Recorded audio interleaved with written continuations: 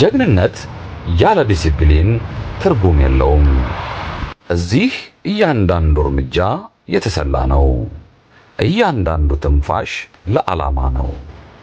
ዲሲፕሊን መለያችን ብቻም ሳይሆን ለሀገራዊ ተልዕኮ የምንከፍለው የመጀመሪያው ዋጋ ነው።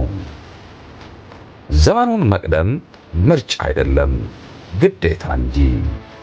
ብረትና ጥበብን አዋህደን ሰማዩን በዲጂታል አይኖች እንቃኛለን። በቴክኖሎጂ የላቀ በእውቀት የደረጀው አየር ኃይላችን የማይታየውን የሚያይ የማይደረስበትን የሚረግጥ የሀገር ጋሻ ነው። ቆራጥነት ማለት በሞትና በሕይወት መካከል ለሀገር ክብር መቆም ነው። ሉዓላዊነት ለድርድር አይቀርብም። ድንበራችንም በመሬት አይወሰንም።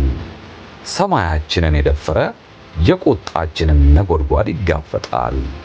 እኛ የኢትዮጵያ አየር ኃይሎች ነን።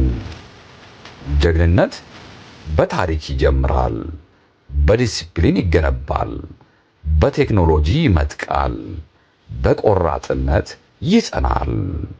የኢትዮጵያ አየር ኃይል የሀገር ኩራት።